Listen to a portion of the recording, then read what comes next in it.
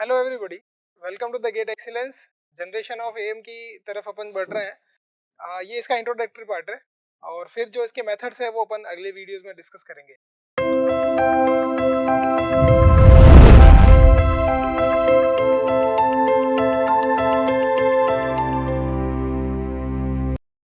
शुरू करते हैं।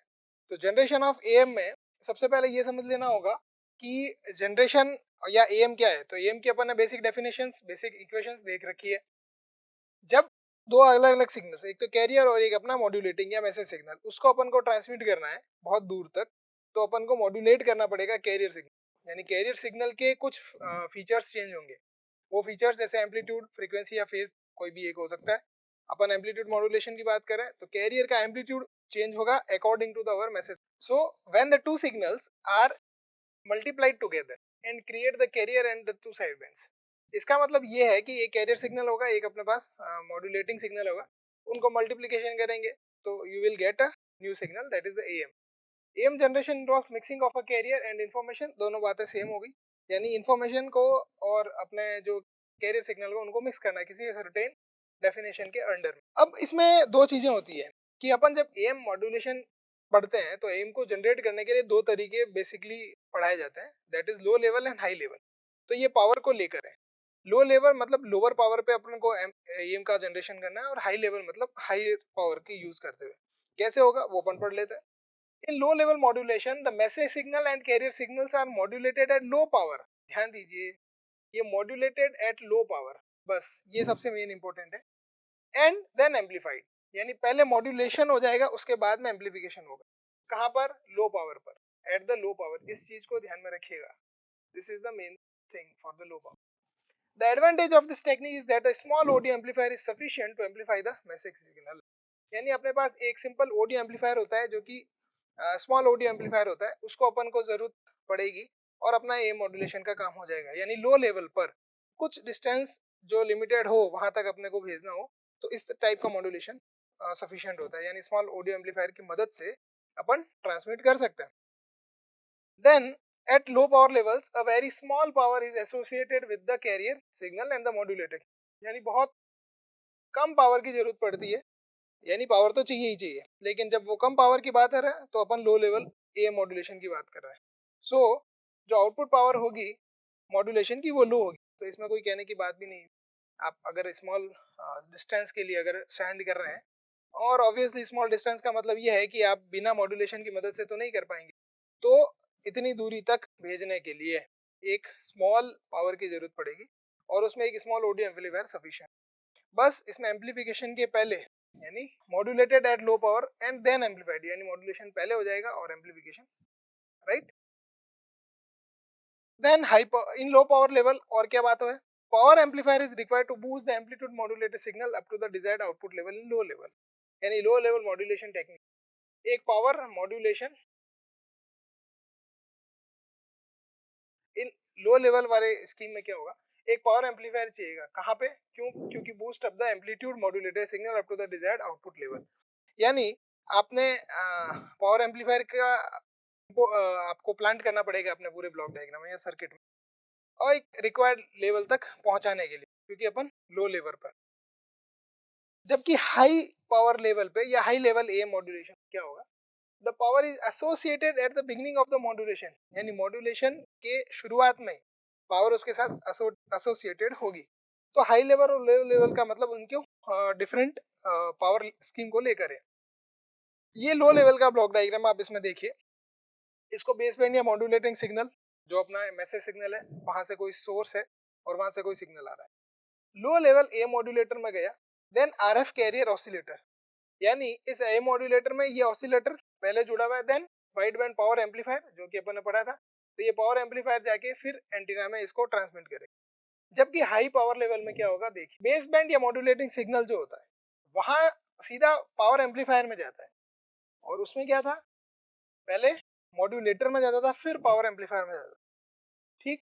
तो ये वाइड बैंड पावर एम्पलीफायर में जाएगा, आरएफ कैरियर ऑसिलेटर अपनी जगह पे, देन ये भी कैरियर पावर भी कहाँ पे, पावर एम्पलीफायर से एसोसिएटेड है, देन ये मॉड्यूलेटर में जाएंगे। इसका मतलब ये हुआ हाई लेवल ए मॉड्यूलेशन में दोनों चीजें, मॉड्यूलेटिंग सिग्नल और कैरियर सिग्नल, दोनों ही पावर एम्पलीफायर के थ्रू अपना बूस्ट अप करके पावर लेवल को फिर मॉड्यूलेशन होगा, जबकि लो लेवल में क्या होगा, ये मॉड्यूलेटर पहले ही मॉड्यूलेशन कर देगा, देन पावर एम्पलीफायर में भेज के उसका पावर बूस्ट अप करेगा। That is the basic difference between these two, right. तो लो लेवल एएम मॉड्यूलेशन या हाई लेवल एएम मॉड्यूलेशन में केवल डिफरेंस जो है वो ये पावर एम्पलीफिकेशन का है। लो लेवल में एम्पलीफायर बाद में एप्लीकेशन हो रहा है, एप्लीकेबल हो रहा है, और जबकि हाई लेवल अपने को दोनों यानी कैरियर और मॉड्यूलेटिंग सिग्नल दोनों को पावर एम्पलीफायर के थ्रू पास करके फिर उनका मॉड्यूलेशन करना।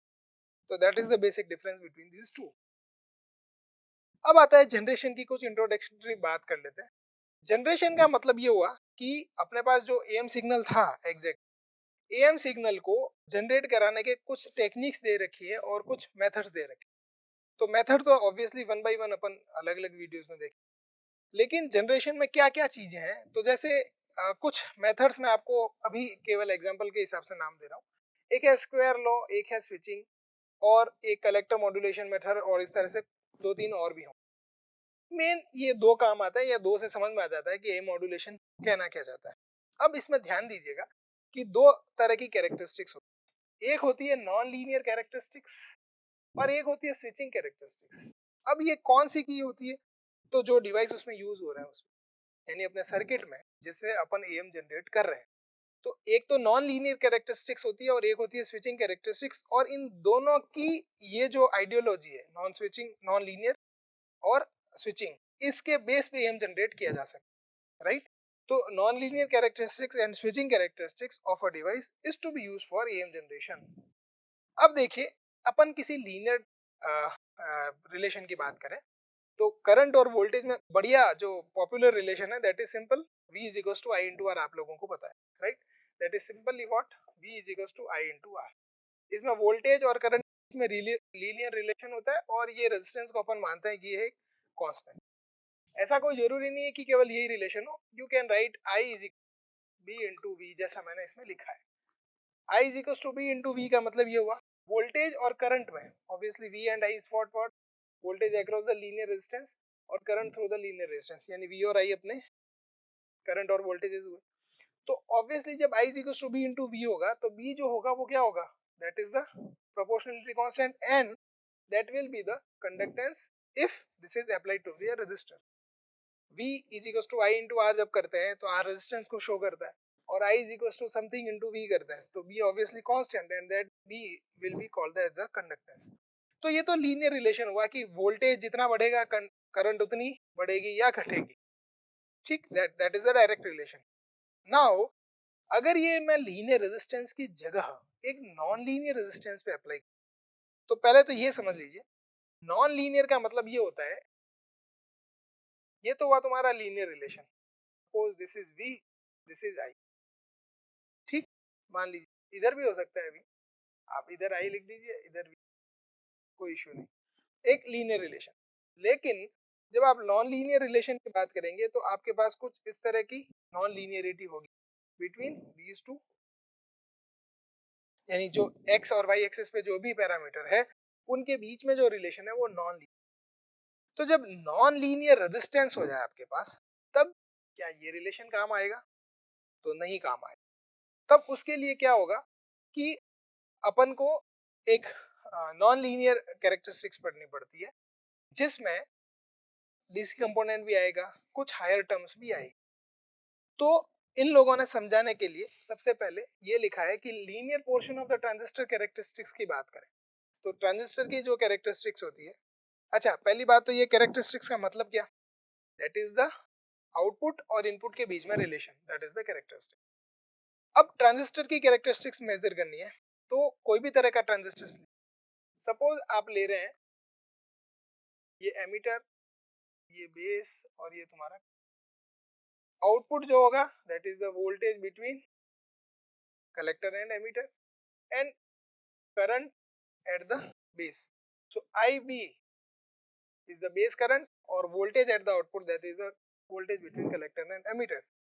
तो अगर आप इन दोनों के बीच में कुछ कर्व खींचते हैं that is the output characteristics, और इनपुट कैरेक्टरिस्टिक्स अगर आपके इनपुट के पैरामीटर के बीच, ठीक। तो सिंपल कैरेक्टरिस्टिक्स का मतलब ये हुआ अगर मैं ट्रांजिस्टर कैरेक्टरिस्टिक्स की बात करूं और उसमें उसका लीनियर पोर्शन लूं, तब मेरे पास आई और वी की वैल्यू क्या हो जाएगी, आई तुम्हारा कलेक्टर करंट और वी तुम्हारा applied voltage at the base.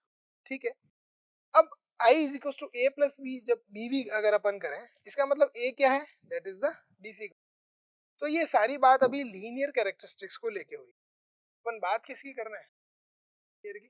तो अब नॉन लीनियर में क्या हो जाएगा, तो नॉन लीनियर में आपकी हायर ऑर्डर टर्म्स इंक्लूड हो जाएगी, क्योंकि इधर देख लीजिए, अगर मैं लीनियर रिलेशन की बात करूं तब तो सीधी सीधी बात, लेकिन जैसे ही नॉन लीनियर इंट्रोड्यूस होगा तो कोई ना कोई कर्व किसी इक्वेशन को फॉलो करेगा। तो जनरली कोई भी नॉन लीनियर डिवाइस को अगर आप कैरेक्टरिस्टिक्स के फॉर्मेट में पढ़ते हैं तो उसको नॉन लीनियर रेजिस्टेंस मानते हुए चलते हैं।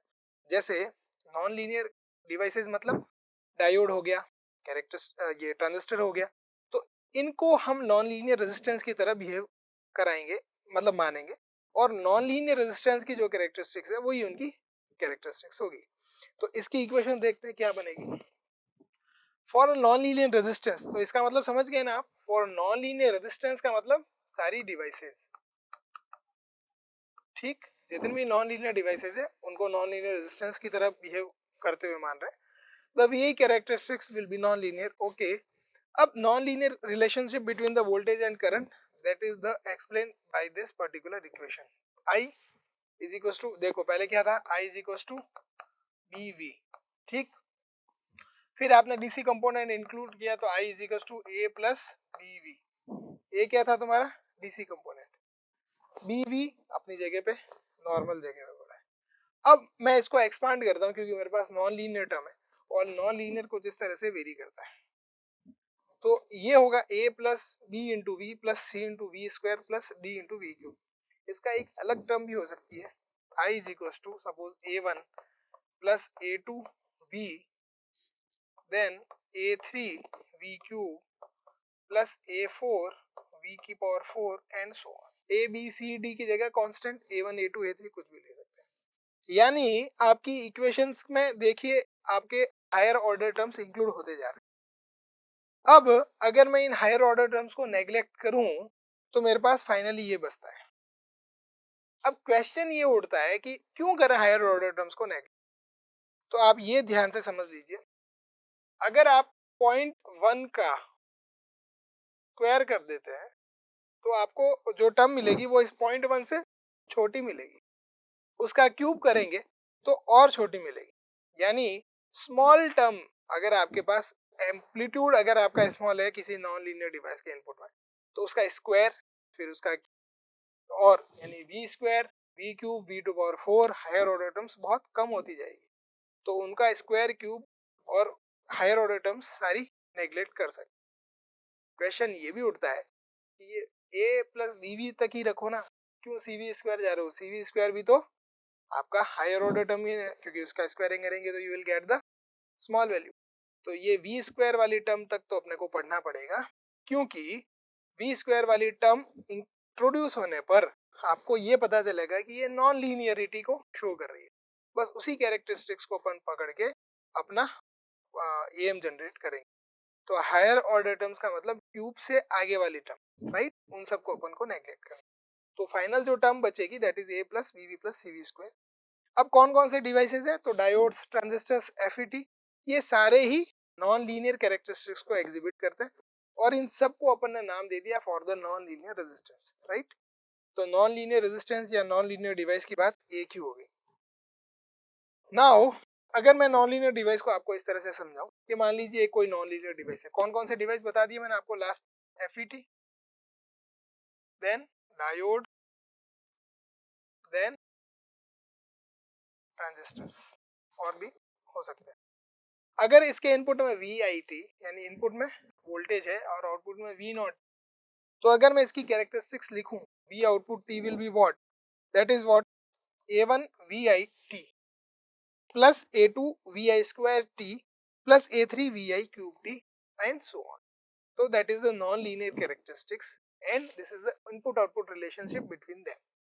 अब अगर अपन नेक्स्ट टर्म तक जाएंगे तो अपने को ये वाली टर्म पता रहेगी कि ये क्यों आई और यहीं से अपने को आगे शुरुआत मिलेगी। तो ऑब्वियसली हायर ऑर्डर टर्म को अपन नेग्लेक्ट कर लेंगे तो V not T is equal to A1 VY T plus A2 VI square T, और यहाँ तक अपने को सॉल्व करना। तो ये तो एक जनरल पर्पस थी, that is I is equal to AA plus BB plus CV square, इस तरह से। और इसमें आपको सिंपली VI टी को मल्टीप्लाई किया A1 से और A2 VI स्क्वायर टी, और इस तरह से। तो इसमें DC को हाल फिलहाल 0 रखा। तो ये कोई ऐसा फिक्स रूल नहीं कि DC को हमेशा 0 रखें। कन्वीनियंट या सॉल्यूशन आपको करना हो, डेरिवेशन इजी करना हो, तो आप अपने हिसाब से 0 कर सकते हैं, उसको ऐड कर सकते हैं। तो नॉन लीनियर कैरेक्टरिस्टिक्स का मतलब सिंपली इतना कि जब इनपुट और आउटपुट के बीच में जो रिलेशन है वो लीनियर ना हो, बस। अगर लीनियर होगा तो simple V equals to IR से या I equals to B into V से इस तरह से निकाल सकते, और लीनियर नहीं हो तो वो सारे रिलेशन नॉन लीनियर हो।